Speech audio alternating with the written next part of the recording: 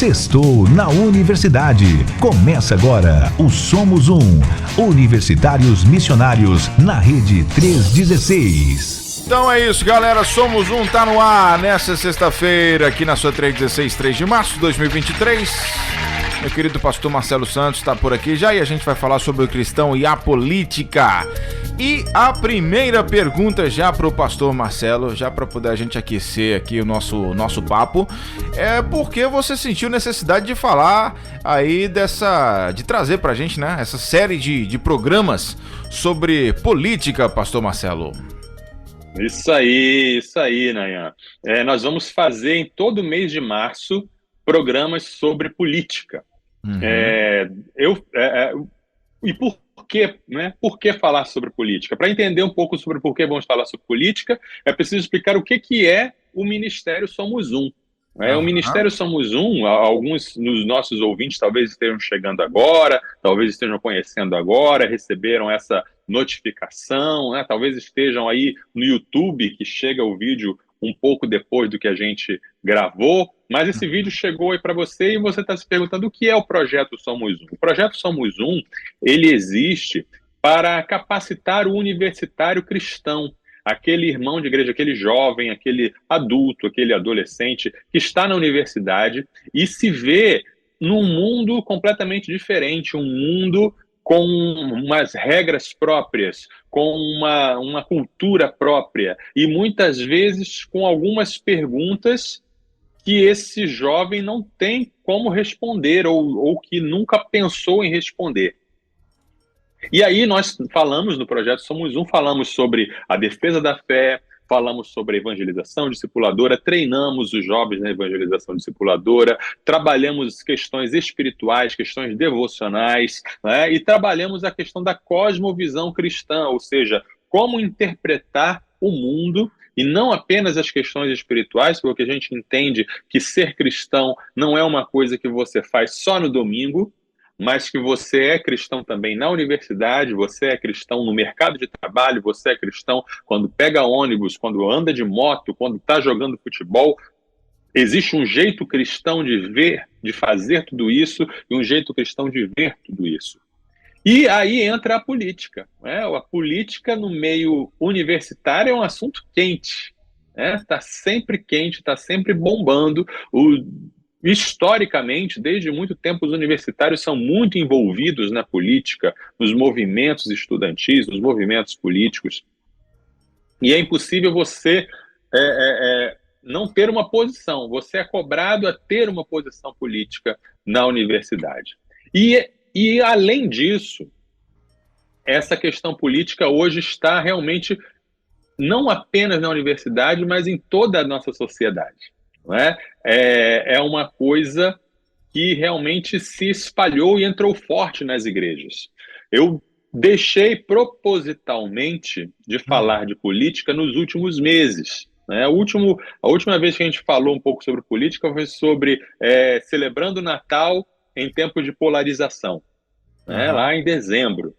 E de lá para cá aconteceu muita coisa. De lá para cá houve a posse do novo presidente, houve dúvidas se ele ia tomar posse ou não, houve os atentados terroristas lá em Brasília, houve muitos debates e muitos questionamentos, e eu deixei de lado, né, tratei outras coisas, para a gente esperar esfriar os ânimos, para conversar de maneira tranquila sobre política. E agora chegou a hora, né? Agora chegou esse momento e nós vamos conversar, por isso vamos trabalhar o mês todo sobre isso. Porque eu percebo, Nayan, que muitos dos nossos debates sobre política, não todos, mas muitos, acontecem porque as pessoas não sabem direito sobre política. E quando elas falam de política, muitas vezes eles estão falando de políticos. Né? Eu não vou falar aqui nesses programas sobre políticos. Eu não vou falar sobre os seres humanos que estão fazendo política no momento. Porque senão seria um programa, o nosso programa vai ficar gravado. Se eu falasse sobre políticos, seria um programa que não iria ser útil no futuro. Mas falando sobre política, é um assunto que as pessoas vão poder aproveitar depois, vão poder guardar e vão poder conhecer, porque falta um conhecimento de fato do que é política, quais são as correntes políticas, quais são as diferentes ideologias políticas, por que, né, por que uma pessoa de uma determinada corrente política acha que X é tão bom e outra pessoa de outra corrente política acha que X é o pior que pode existir. Tá?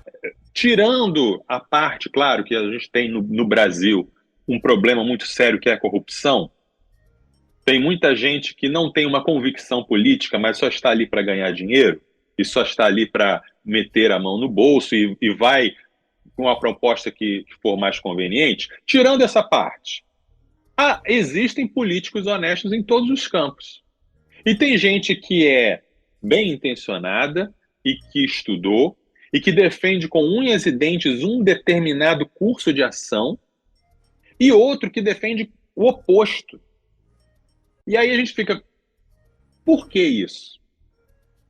Então, eu queria conversar durante esses 5 programas, durante esse mês de março, conversar sobre a política, tentando não trazer ela tanto para o lado emocional, porque às vezes a gente reage muito emocionalmente, né? Quando toca o tema político, aí é uma briga e virou o Fla-Flu. Aqui, falando aqui do Rio de Janeiro, a política muitas vezes a gente se torna como se fosse algo passional, em que eu tenho que defender o meu lado, eu escolhi o meu lado é o do grupo político tal.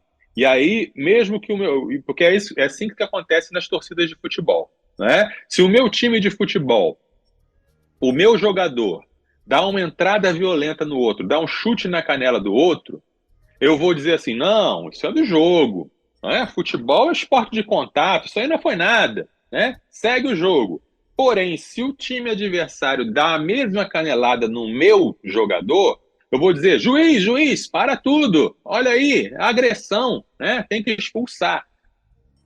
A gente traz para a política esse mesmo tipo de análise, ou seja, um erro, quando alguém comete um erro que é do meu grupo, eu passo pano. Quando alguém comete um erro do grupo do outro, eu critico com veemência. E tudo isso entra nas igrejas também. Causou divisões entre as igrejas, causou mal-estar, tem causado que pessoas não estão se sentindo mais tão à vontade para frequentar as suas igrejas, e está surgindo um fenômeno muito ruim e muito perigoso. Um fenômeno que eu vejo que é uma blasfêmia, que é a existência de igrejas de direita e igrejas de esquerda. Eu vou frequentar essa igreja aqui porque ela tem a direção política que eu concordo. Isso é uma heresia, isso é uma blasfêmia, isso é totalmente contrário à vontade de Deus. Infelizmente, pastorzão, então, é real, né? É fato isso aí já. É real. E eu lembro lá de Gálatas, né, que as facções e as divisões, os partidarismos, eles são obras da carne, né? O Espírito nos faz ver que, mesmo que eu discorde do meu irmão politicamente, como diz aquele pensador, né, eu discordo totalmente, você está totalmente errado em tudo que você diz, mas eu lutaria até a morte pelo direito de você dizer. Ou seja, você está totalmente errado, meu irmão, mas você é meu irmão. Então vamos nos sentar na mesa de comunhão, né? Vamos trocar o cálice da ceia do Senhor, vamos nos abraçar, né? A gente pode até quebrar o pau discutindo politicamente. Não é pecado discutir, não é pecado discordar, não é pecado tentar convencer o outro. Chegar e dizer, olha, eu acho que você está errado por isso. Eu vejo que a minha visão política é melhor por isso. Sem problema. Mas quando a gente é dominado por essa paixão, e eu já vou adiantando, é uma paixão idólatra, né? Porque é uma paixão idólatra. Sim. Você acaba se tornando, né? Você inverte a ordem das coisas, então você exclui quem não adora o mesmo ídolo que você. Eu estou falando aqui para todos os campos políticos, tá? Estou falando aqui para cristãos de todos os espectros políticos. Quando a gente está muito mergulhado em uma ideologia só, quando a gente conhece só uma linha, e a gente vai, e a internet hoje em dia produz isso, né? É o tal da bolha do algoritmo. Você gosta de alguma coisa, só chega conteúdo para você daquela coisa. Então, se você é um liberal, você só vai chegar para você estudos liberais, e você vai ter palestras com grandes autores liberais, você vai receber vídeos falando sobre liberalismo. Então, você conhece tudo sobre liberalismo e nunca ouve nada de um outro ponto, de uma outra corrente. E aí a gente fica tão mergulhado nessa ideologia que a gente não consegue criticar mais essa ideologia. Então, nós vamos ter 5 programas. Durante 4 programas, a gente vai falar em cada um deles de uma ideologia política diferente. E no último programa, porque março tem 5 sextas-feiras, no último programa a gente vai fazer um apanhado geral e ver se existe alguma política cristã. Qual é o jeito cristão de se fazer política, tá? Aí alguém poderia perguntar assim, mas pastor Marcelo, não era mais fácil só fazer 2 programas? O cristão e a esquerda e o cristão e a direita? E analisar um e outro, etc. O que acontece? As pessoas têm essa tendência de dividir tudo em 2 campos só, um binarismo. É direita e esquerda, nós e eles. Só, Nayan, que a política é mais complicada que isso. Para entender política, você não consegue só entender falando de esquerda e direita. Não são 2 campos só. Para ter uma ideia, por exemplo, quando a gente fala de esquerda e direita, a gente está falando de um tema, que é o tema igualdade. O que é ser de esquerda? Ser de esquerda é se preocupar muito com a questão da igualdade e lutar pela desigualdade. Ser de direita é não se preocupar tanto com a questão da igualdade. É isso que define esquerda e direita. Mas, além disso, tem a questão também do passado versus o futuro. Se você valoriza o passado, você é conservador. Se você valoriza o futuro, você é progressista. Então, além de esquerda e direita, você ainda tem 2 fatores, conservador ou progressista. E, além disso, tem a questão da liberdade. Se você valoriza a liberdade ou se você é mais autoritário. Então, você tem o liberal e o autoritário. Então, olha só quantas coisas. Não adianta dizer se você é esquerda ou direita, mas se você é liberal, autoritário, progressista, conservador, de esquerda ou de direita.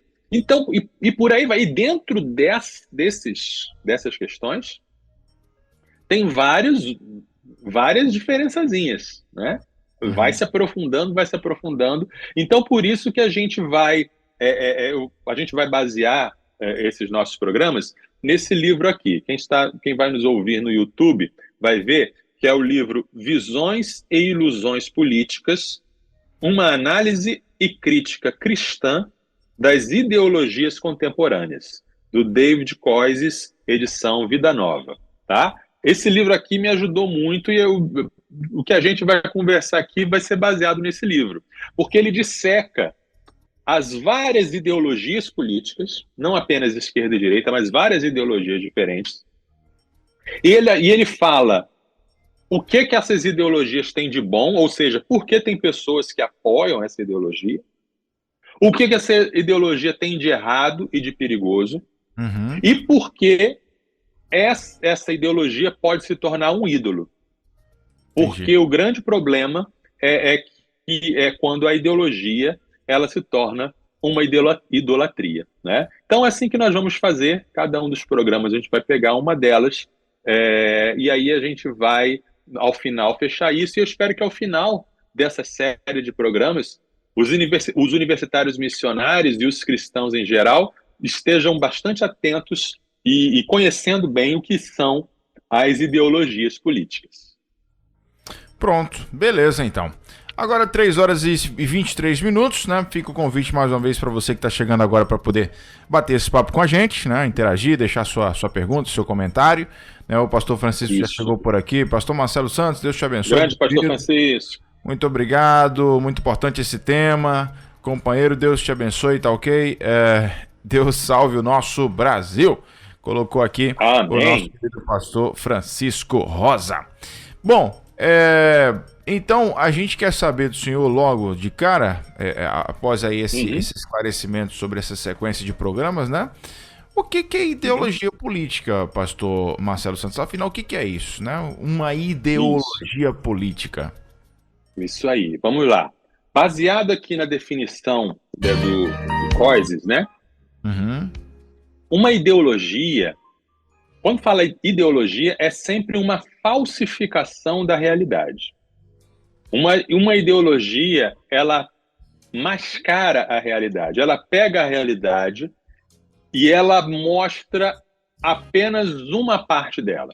Tem uma chargezinha que eu vi uma vez na internet, achei muito legal. Alguém está olhando por um buraco de uma cerca de madeira e um buraco. E aí ele olha para esse buraco e ele diz assim, tá vendo? Estavam querendo me enganar dizendo que não estava chovendo? Tá aqui chovendo, tô vendo a chuva. Mas do outro lado você vê que tem alguém com um regador, a água caindo naquela posição, então a pessoa vê a chuva caindo, acha que é chuva por causa daquele buraco onde ela está vendo. É isso que a ideologia faz, qualquer ideologia.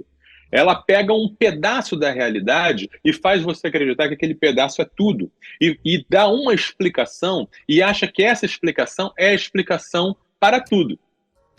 Certo? Então, a ideologia política, ela faz isso. Ela elege uma coisa como a coisa mais importante, seja a liberdade, seja o povo, seja a igualdade, seja a nação, seja a tradição, qualquer que seja, e aí faz disso a coisa mais importante. E aí, ao pegar um pedaço da realidade e transformar em algo absoluto, ela se torna idólatra. Porque a idolatria é exatamente isso. Quando a gente vê em Romanos capítulo 1, Paulo fala, né, que o ser humano, conhecendo Deus, conhecendo a revelação de Deus, não quis adorar a Deus, mas passou a adorar a criatura. Homens, répteis, aves, né, estátuas de madeira, de pedra. Ou seja, você deixa de adorar o Criador de todas as coisas para adorar alguma coisa que foi criada. E aí você deposita as suas esperanças e as suas confianças e a sua expectativa naquilo ali. Aquilo ali vai te salvar. Ou o Estado vai te salvar, ou o mercado vai te salvar, ou a democracia vai te salvar. Aquilo ali é o que é importante. Então é uma idolatria. Por isso que a política causa tanta briga, né? Porque a pessoa está envolvida, a pessoa está apaixonada, está lutando pelo seu Deus, né? Cada um está lutando pelo seu ídolo. Aí quando a gente se volta para Deus, para o Deus verdadeiro, a gente percebe que ele é maior que todas essas coisas. Que ele criou todas essas coisas, e essas coisas só ficam completas em Cristo. Só em Jesus essas coisas têm harmonia. Nenhuma dessas coisas, seja liberdade, seja igualdade, seja o passado, o futuro, a nação, seja o indivíduo, seja o povo, nada disso é supremo. Só Jesus é supremo. E Jesus coloca cada coisa no seu lugar. Jesus coloca cada coisa em harmonia. Então, por ser idólatra, a ideologia ela é falsa. E todos os problemas vêm disso aí, tá? Então, por exemplo, alguém que tem a ideologia liberal, que a gente vai ver num outro programa mais para frente. Todos os problemas são do tamanho do Estado. Não, o tamanho do Estado, o Estado tem que diminuir, os impostos têm que cortar. Se resolver isso, resolve todos os problemas, né? Ou socialismo, todos os problemas vêm da desigualdade social. Quando todos tiverem igualdade, quando todos tiverem a mesma renda, vai ser tudo bom, tudo vai estar perfeito. Ou né? Todos os problemas acontecem porque a gente abandonou os velhos costumes, é o conservadorismo. Quando a gente voltar a viver como vivíamos atrás, aí vai estar tudo certo. Está entendendo? A ideologia, ela define uma bala de prata, alguma coisa que vai resolver todos os problemas. Ela elege aquilo como o suprassumo da solução e aposta tudo ali, pega todas as fichas e aposta naquela coisa. E por isso se frustra, por isso as pessoas são enganadas, né? Nenhuma ideologia cumpre aquilo que promete, mas as pessoas ficam iludidas porque a ideologia ela fornece respostas simples para realidades complexas. O mundo é complexo. A política é complexa. Não tem respostas simples, mas a ideologia chega com uma resposta simples. Basta você fazer isso, basta você fazer homeschooling, ou basta você fazer cotas, né? Dê exemplos diferentes de ideologias diferentes, que aí tudo fica bem. Tá entendendo o que eu estou querendo dizer? E aí a ideologia nunca admite que o outro lado possa ter razão, porque é o fla-flu, né? Cada ideologia tem uma história de redenção, ou seja, por que o mundo está como está? O mundo está como está porque ele deixou de ter a liberdade, as pessoas deixaram de ter a liberdade para fazer o que quisessem. Ou o mundo está como está porque um homem começou a oprimir o outro e tirar ali o resultado do seu trabalho. E a solução, a redenção vai vir quando houver ou mais Estado, ou menos Estado, ou mais mercado, ou menos mercado, quando a política alcançar os seus objetivos. Tá? Por lidarem com coisas criadas, as ideologias têm um fundo de verdade. Por quê? Porque ninguém consegue ser falso em tudo. Ninguém consegue errar em tudo. Tem um elementozinho assim. Então tem um elemento de uma política X que pode dar certo, porque parte de um pedaço da realidade. Mas nunca ela vai dar a resposta total. Então já fica claro aqui, né, que nenhum cristão deve ficar preso a uma ideologia política, por melhor que seja. Você pode até dizer, essa ideologia política aqui, ela é bem coerente, ela é bem útil, ela ajuda bastante, mas você nunca pode vestir a camisa e levantar a bandeira e se dizer, eu sou um cristão X. Né? Você deve dizer, eu sou cristão. Né? Eu concordo com essas pautas, mas você não pode deixar essas ideologias dominarem você. Principalmente, o cristão deve ficar mais preocupado com as ideologias das quais ele gosta. Tá? Não, você já não gosta de uma ideologia? Por exemplo, você não gosta de comunismo? Tranquilo. O comunismo não é uma ameaça para você. Mas preste atenção nas ideologias que você gosta. Preste atenção naquilo que você se sente muito à vontade, né? Ou o conservadorismo, ou o liberalismo, ou mesmo a democracia, né? É aí que você deve prestar atenção. Show de bola. 3 horas e 32 minutos, é isso aí. A gente segue aqui para nossa próxima pergunta. Mas antes eu só quero... Antes da pergunta, temos alguns ouvintes? Eu tô esperando a galera comentar aqui. Tô esperando a galera comentar assim. Assim que tiver alguma pergunta aqui, a gente vai trazer ao ar. Mas diante dessa última fala aí do pastor Marcelo, eu comecei a criar esse conceito até quando nós conversamos pela primeira vez sobre isso. Não sei se foi ano passado, foi ano retrasado, né? Porque já tem acho que mais de 1 ano e meio que a gente está no ar aqui com o Somos Acho que sim. Então, essa questão de você entender um pouquinho cada ideologia e ter um cuidado, pastor, ter uma cautela danada na hora de você definir a sua ideologia, isso é importante, essa reflexão. Porque às vezes você fala, eu sou de direita, eu sou de esquerda, ou eu sou a favor do comunismo, eu sou o cara do capitalismo, eu sou o progressista, eu sou o conservador, etc. Dentro desses braços tem coisas positivas e coisas não tão positivas, né, para nossa realidade como cristão. Então a gente precisa ter muito cuidado. A gente está falando, né, também para os cristãos nesse momento. Então, esse bate-papo é interessantíssimo. E a gente vai, então, já entrar no assunto, agora sim, entrar no assunto de hoje, né? Isso aí. Que Toda essa introdução aí foi para começarmos a falar. Exatamente, né? Só para poder a galera entender aí sobre nossa série e sobre a questão de ideologia política. Agora, eu queria que o senhor já, então, desse o pontapé inicial no assunto de hoje, que é a democracia, né? Por que a gente vai começar a falar sobre a democracia? Tem uma galera que fala que já sabe o que é. Eu já sei democracia. Vai falar sobre democracia pra quê? Eu já sei o que é. Mas enfim, pastor, o que é? Por que a gente vai falar, então, sobre democracia nesse primeiro programa? Maravilha. Às vezes, Nayan, aquilo que está muito próximo de nós, aquilo que é muito familiar para nós, se torna difícil de entender. Se torna mais difícil de entender. Alguém já falou uma coisa, alguém já falou assim, que a coisa que o peixe menos entende é de água. Né? Peixe ele vai entender de muita coisa, mas ele não entende de água. Vai perguntar, água, o que é água? Eu não sei o que é água, né? Porque ele está no meio da água, ele não sabe. Então, a democracia, né? Às vezes algo que parece que é muito neutro. Democracia, claro, sou democrata. Vivemos numa democracia, democracia. Mas às vezes esconde algumas coisas ali que precisam também ser avaliados. Tá?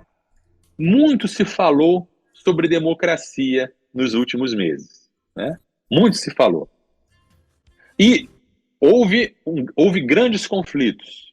Né? Conflitos ideológicos, conflitos de internet, conflitos de briga e conflitos que terminaram em crimes, como aconteceu lá em Brasília, na depredação do patrimônio público e algo totalmente indefensável, né? Um ataque à democracia, aos símbolos da democracia, e algo que realmente não é para cristão nenhum estar ali. E aí, os dois lados do debate, né, olha que coisa interessante, os dois lados do debate estavam dizendo que estavam defendendo a democracia. Né? Um dizendo, como pode vocês invadiram, vocês quebraram, vocês depredaram, vocês são inimigos da democracia. E o outro dizia, não, os juízes estão mandando prender pessoas por causa da sua opinião. Não, nós queremos apenas saber e estão cerceando nossa liberdade. Nós queremos, de fato, a democracia. Então, veja só como o mesmo tema, o mesmo assunto pode servir para um lado ou para o outro. Né? E aí, então, a gente precisa se perguntar o que é democracia. Né? Por um lado, né, é um modo de se governar. Tá? Então, começou lá na Grécia, né, que a gente sabe que começou na Grécia, só que lá na Grécia não era uma democracia, era uma democracia no seguinte sentido, as pessoas votavam, as pessoas não tinham nem representação, era votação direta, né, as pessoas se reuniam na eclésia, isso, a assembleia, e aí, como acontece igual nas assembleias das igrejas batistas, a democracia direta, e cada um votava, cada um disputava, precisamos fazer isso, precisamos fazer aquilo, precisamos trazer o aqueduto de não sei aonde, precisamos importar mais trigo, todo, entre aspas, povo decidia. Por que entre aspas? Porque estavam de fora, logicamente, os escravos, estavam de fora as mulheres, estavam de fora quem não tinha propriedade, quem não tinha terra. Então é uma democracia, né? O governo do povo, mas esse povo que votava e participava não era tão povo assim, eram alguns dentre o povo. E aí é um modo de governo. Tá? Surpreendentemente, os filósofos gregos não gostavam muito da democracia. O Platão, por exemplo, falou que a democracia era um horror. Ele achava que quem deveria governar eram filósofos, né? Porque o filósofo é quem conhece. O filósofo, em primeiro lugar, não tinha sede de poder, ele tinha sede de conhecimento. E o filósofo, ele sabia, né, pela sua reflexão, pelo seu estudo, ele sabia o que era o bom, o justo, o verdadeiro. Então, uma república governada por filósofos seria uma república que seria o ideal, né? O Aristóteles, ele classificava os governos em 3 tipos. E cada um desses tipos tinha a versão boa e a versão má. Então você tinha o governo de um só, o governo de poucos e o governo de muitos, né? O governo de um só, quando ele era bom, ou seja, um governante que governa em favor de todos, é a monarquia. Todo mundo já ouviu falar de monarquia. O governo de um só, que só quer saber dos seus próprios interesses, é a tirania. Todo mundo também já ouviu falar da tirania, né? Aí tem um governo de um grupo pequeno que governa. Quando é um governo bom, e voltado para as necessidades de todos, do bem comum, é a aristocracia. Quando é esse grupinho que governa só quer saber dos seus próprios interesses e deixa geral no problema, é a oligarquia. E tem o governo de muitos, né? Quando o governo de muitos está interessado realmente no bem comum, é a politeia. E, para o Aristóteles, o governo de todos, em que todo mundo só quer saber dos seus próprios interesses, é a pior forma de governo, que é a democracia, né?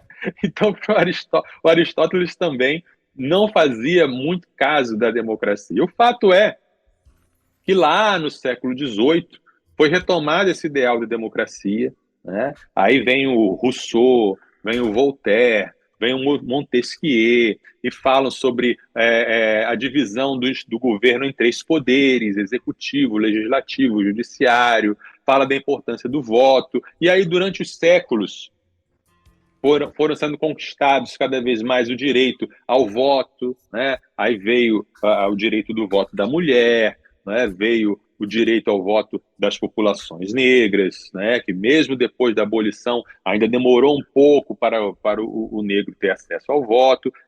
Há pouco tempo no Brasil, há 50, 40 anos, que os analfabetos puderam votar. Então a democracia se firmou no século XX como essa forma de governo, em que todos votam, todos podem ser representados, em que as diversas partes da população, né, fazem as suas demandas, são ouvidas e podem ter a sua voz, tá? Então, analisando desse ponto, é algo neutro, né? Não é algo ideológico, né? Não é uma mentira. É um bom governo diante das alternativas, né? Alguém falou assim, acho que foi o Winston Churchill que falou, a democracia é o pior sistema que existe, com exceção de todos os outros, né? Então, a democracia tem problemas, mas os outros sistemas são piores, né? Por quê? Porque a democracia ela reconhece que existem conflitos na sociedade, que tem grupos diferentes, que têm visões diferentes, e isso é colocado em jogo para ser votado, para ser decidido, e tem os mecanismos aí da sociedade fazer pressão para os seus objetivos, né? O Reinhold Niebuhr, ele falou assim: a capacidade humana de fazer justiça torna a democracia possível. Porém, a inclinação humana para a injustiça torna a democracia necessária, né? Ou seja, por causa da queda, por causa da criação, o ser humano pode fazer justiça. Então, a democracia pode existir, pode dar certo. Mas por causa do pecado, a democracia é necessária. Por quê? Porque como o homem é caído, não se pode deixar todo o governo na mão de um só, né? A democracia, nesse sentido, ela é útil e ela é necessária porque a gente reconhece, a gente não cai na ilusão de que um governante iluminado, um homem, vai ter toda a virtude e todo o saber e todo o conhecimento, como aquele rei filósofo que o Platão falava, para conduzir tudo da melhor maneira. Nós, cristãos, reconhecemos que o único governante perfeito é Jesus. Então, todos os outros governantes vão ter falhas. Então, por isso, a importância do governante ser cobrado, do governante poder ser retirado quando acaba o seu mandato, dele ser renovado ou não, dele, né? Tudo o que vem junto com a democracia, liberdade de imprensa, liberdade de expressão, um sistema jurídico que dê oportunidades para todo mundo ser julgado, para não ser preso político. Tudo isso porque a gente entende que a gente não pode deixar todo o poder na mão de uma pessoa só. Porque essa uma pessoa só é pecadora. E essa uma pessoa só vai fazer o mal. Então, tem na democracia esses sistemas de pesos e contrapesos, né? Um dos poderes não pode interferir no outro, um dos poderes não pode ser superior ao outro. Existem mecanismos de vigilância, existem mecanismos em que o próprio governo presta contas, o próprio governo pode ser cobrado. Então, tudo isso são mecanismos para manter a democracia, são mecanismos da democracia para que um grupo ou uma pessoa não exerça poder excessivo sobre os outros. É o ideal? Não. Vai falhar? Vai. Mas diante das alternativas, como diz o Churchill, é o menos pior, né? No meu entendimento. Uhum. Bom, também penso assim. 15 faltando para as 4 aqui na nossa rede 316, então falando, né, dito, né, sobre democracia, a gente pergunta aqui para o pastor Marcelo a questão do cristão. Se ele deve apoiar 100% a democracia ou a gente deve fazer algumas ressalvas, pastor Marcelo? Isso. Eu comecei falando da democracia como um sistema de governo. Certo. Qual é o funcionamento da democracia? São os 3 poderes, o voto, né? É o voto, voto universal, a participação popular, o governante prestando contas dentro de uma lei, dentro de uma constituição, etc, etc. Isso é um sistema. Certo. Agora, a democracia também pode se tornar uma ideologia quando ela assume a forma de um credo, de uma crença, né? Quando a gente começa a ouvir, e a gente ouve por aí, né, que a democracia é a solução para todos os problemas, né? Tudo vai se resolver quando tivermos mais democracia. O problema que a gente tem até agora não tem uma democracia de fato, mas quando tivermos uma democracia plena, aí tudo vai se resolver. É aquela ideia de que democracia é governo do povo. Desse demo aí significa povo, de onde vem demografia e etc. E aí vem a frase que se ouve muito em relação a isso, que é: a voz do povo é a voz de Deus, né? Mas já parou para pensar como essa frase é uma blasfêmia, né? Muito. Como essa frase, né? É uma frase idólatra. Voz do povo é a voz de Deus. Onde que está isso? Tá? Mas é aquilo que eu falei.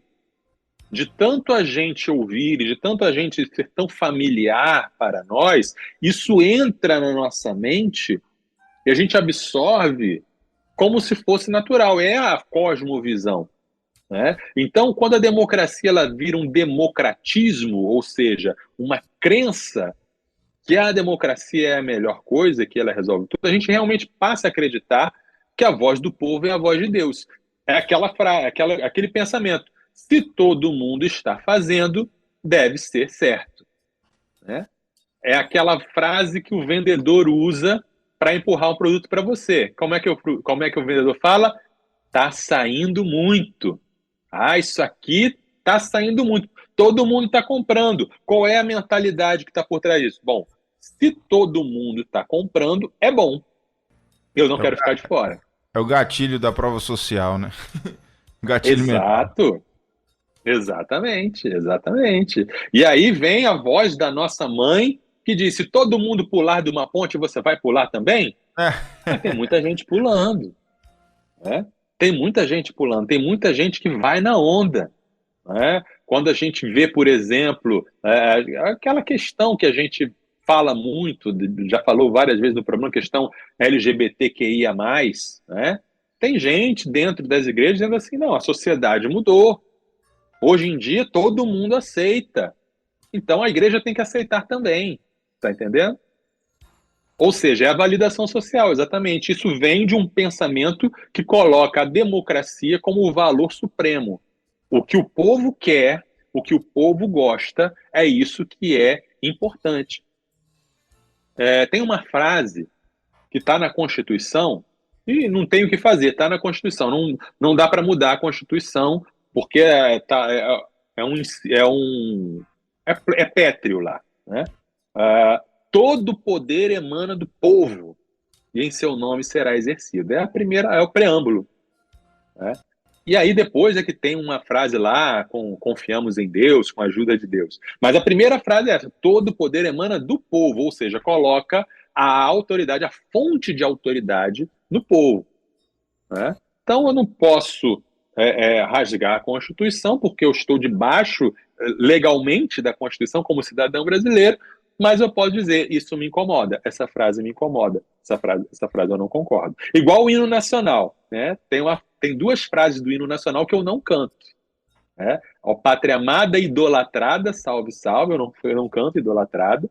E a parte do terra adorada, eu não canto terra adorada. Eu aprendi isso com meu pai. Meu pai falou que ele não canta, ele só tagarela, murmura essas palavras, mas eu não canto realmente. Né? Então, essa ideia de que algo é correto porque a maioria apoia, ela é condenada na própria Bíblia. A gente vê, por exemplo, acharam que não ia ter Bíblia hoje? Tem Bíblia hoje? Claro que tem. 1 Samuel, capítulo 8, versículo 1 a 9. Quando Samuel ficou velho, constituiu os seus filhos por juízes sobre Israel. O primogênito se chamava Joel e o segundo se chamava Abias. Eles foram juízes em Berseba. Porém, os filhos de Samuel não andaram pelos caminhos dele, ao contrário, inclinaram-se à avareza, aceitavam o suborno e perverteram o direito. Então todos os anciãos de Israel se congregaram e foram falar com Samuel em Ramá. Eles disseram, veja, você está ficando velho e seus filhos não andam pelos seus caminhos. Por isso, queremos agora que você nos constitua um rei, para que nos governe como acontece em todas as nações. Mas Samuel não gostou desta palavra, quando disseram, dê-nos um rei para que nos governe. Então Samuel orou ao Senhor, e o Senhor disse a Samuel, atenda a voz do povo em tudo que lhe pedem. Porque não foi a você que rejeitaram, mas a mim, para que eu não reine sobre eles. Segundo todas as obras que fizeram desde o dia em que os tirei do Egito até hoje, pois me deixaram e serviram outros deuses, assim também estão fazendo com você. Agora, pois, atenda a voz deles, porém advirta-os solenemente e explica-lhes qual será o direito do rei que vier a reinar sobre ele. Então, olha que coisa interessante, né? Nós temos aqui uma monarquia instituída democraticamente. Né? O povo quis, o povo clamou, queremos um rei, né? Por uma razão até mesmo razoável. Né? Samuel ia morrer e os filhos de Samuel não eram flor que se cheire, não andavam nos caminhos de Samuel. O problema que o povo não entendeu é que não era Samuel que reinava, né? Não era Samuel que era o juiz. No governo dos juízes era Deus que reinava. Deus escolhia quem seria o libertador, o juiz de Israel. Mas eles não quiseram isso. Eles quiseram ser governados por um rei, como eram todas as nações. Então nós vemos aqui o povo escolhendo e Deus respeitando e dizendo, tá bom, vou dar o que vocês querem. Né? E depois, posteriormente, Deus até usa a monarquia para realizar os seus planos. Né? Escolhe Davi e o descendente de Davi, Jesus. Mas, a princípio, o povo é que quis esse caminho, mas não era a vontade de Deus. E texto também muito conhecido, Lucas 23, de 13 a 25.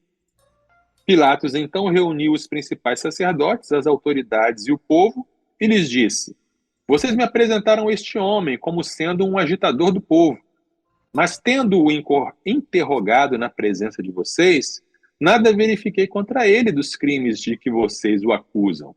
nem mesmo Herodes, pois o mandou de volta para cá. Assim, é claro que ele não fez nada que mereça a pena de morte. Portanto, após castigá-lo, ordenarei que seja solto. E ele era obrigado a soltar-lhes um detento por ocasião da festa. Toda a multidão, porém, gritava: fora com este, solte-nos Barrabás. Barrabás estava preso por causa de uma revolta na cidade e também por homicídio. Pilatos, querendo soltar Jesus, falou outra vez ao povo. Eles, porém, gritavam mais ainda: crucifique-o! Então, pela terceira vez, Pilatos lhes perguntou: que mal fez este?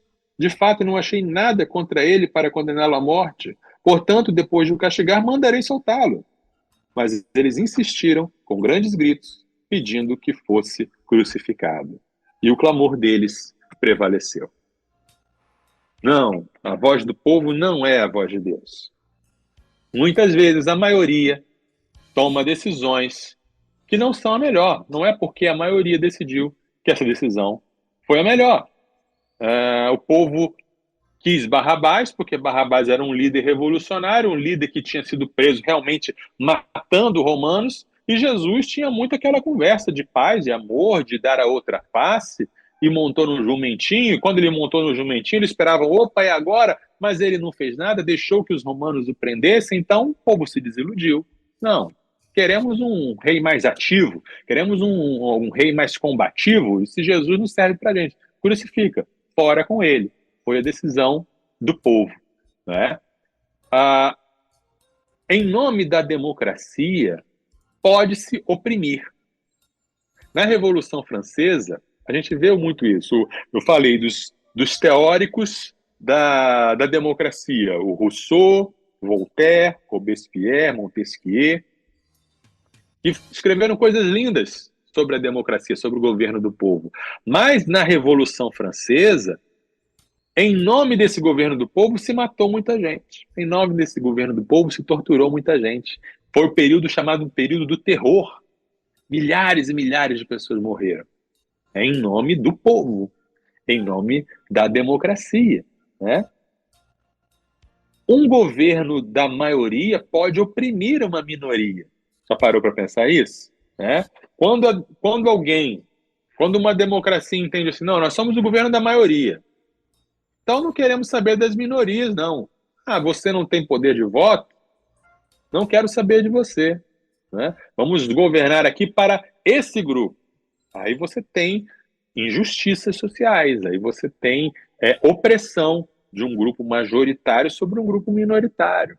Então tem que ter essa compreensão, né? Porque toda ideologia, como eu falei, é falsa e é idólatra. Tá? Um outro problema que a gente deve fazer uma ressalva é que, como eu falei, a democracia é um bom sistema de governo, é um bom sistema de fazer política.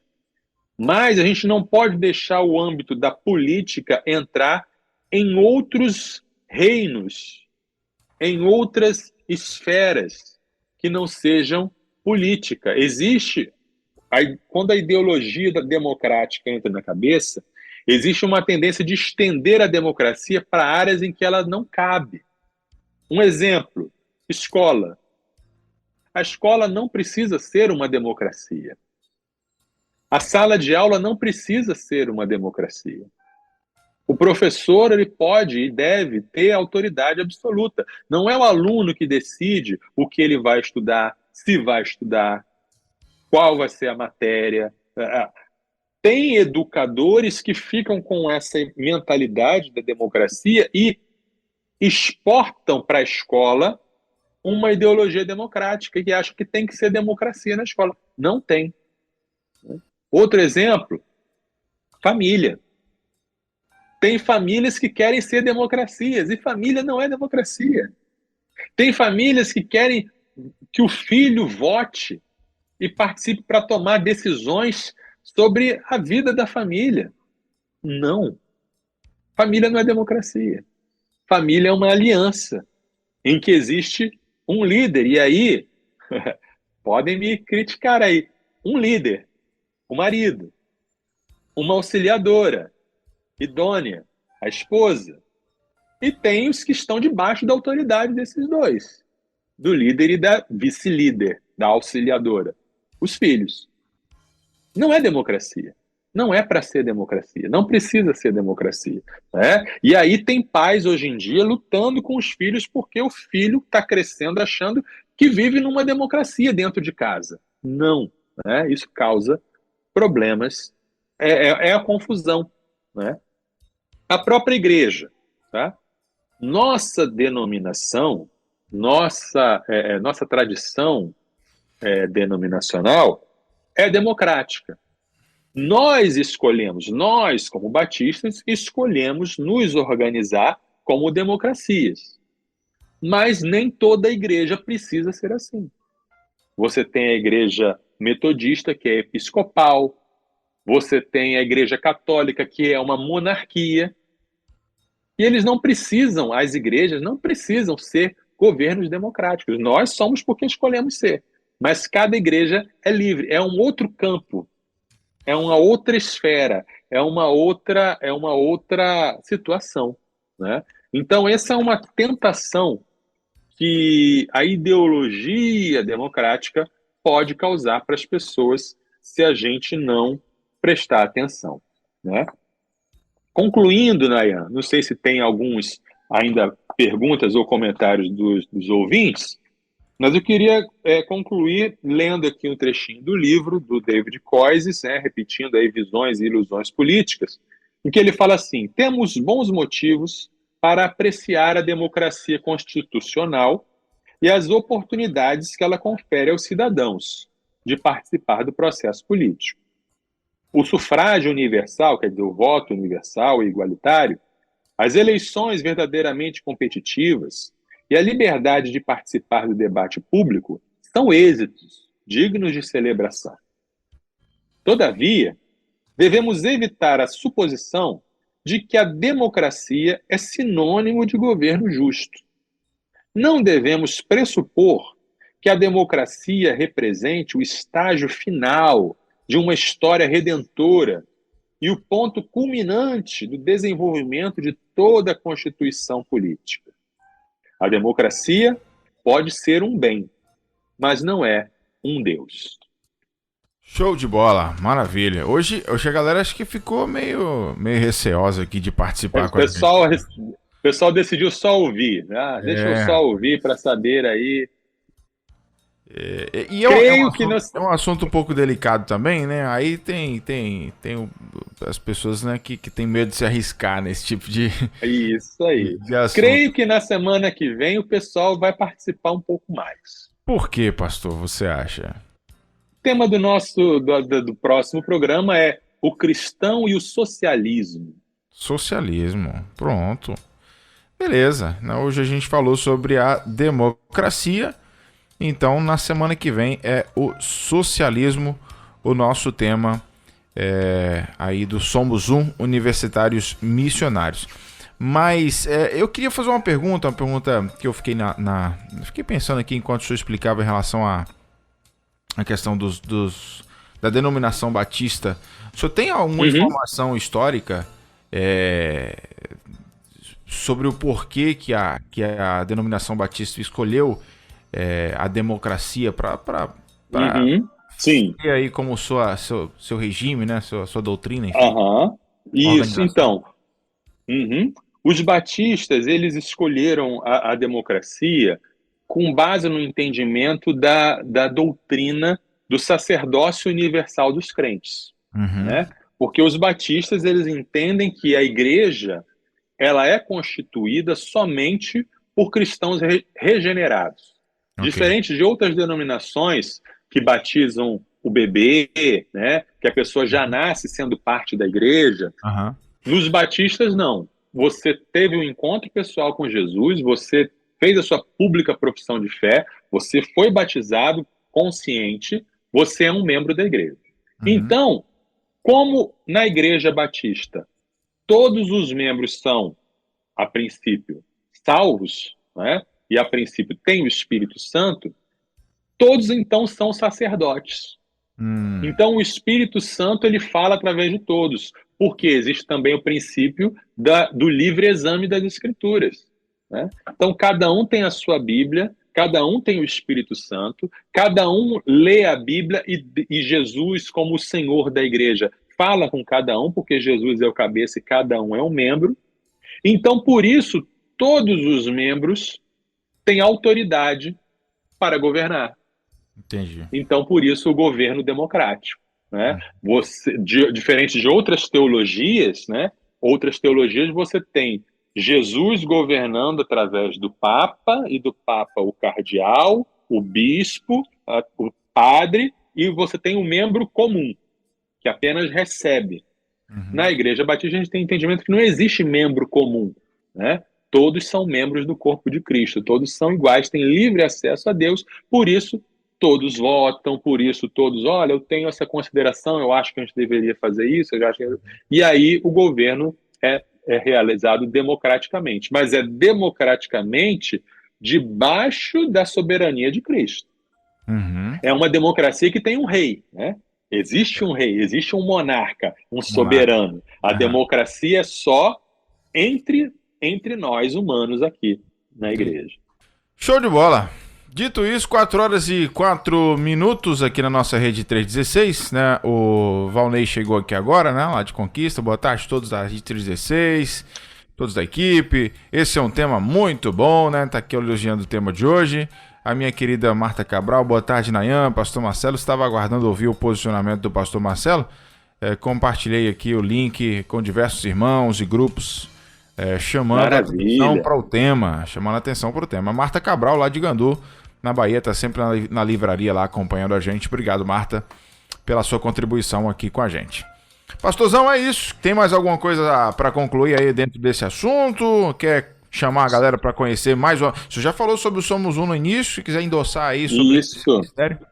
Conheça o projeto Somos Um através do Instagram, @Universitários Missionários. Temos o canal no YouTube, Somos Um Universitários Missionários. Você pode baixar os nossos materiais no portal do líder do Igreja Multiplicadora gratuitamente. Você também pode adquirir nossos materiais impressos na Livraria Missões Nacionais. Você também pode entrar em contato comigo se você desejar uma oficina, uma palestra, um treinamento na sua igreja, na sua associação, na juventude do seu estado, da sua cidade. Eu posso ir até você e dar aí um treinamento para você estar capacitado para ministrar nas universidades com o projeto Somos Um. Maravilha. Pastorzão, um abraço para você. Lembrar, galera, que esse conteúdo, para você que chegou agora no final, vai estar disponível daqui a pouquinho para você baixar em forma de podcast no site e em várias outras plataformas de podcast e no YouTube também, para você assistir lá no YouTube da 316, né? Rede 3.16 TV. Então, sexta-feira a gente está aqui ao vivo de novo, novamente, se Deus nos permitir. Quiser. Pastor Marcelo. Amém. Obrigado mais uma vez. Um abraço, meus queridos. Deus abençoe. Sextou na Universidade. Universitários Missionários na Rede 316.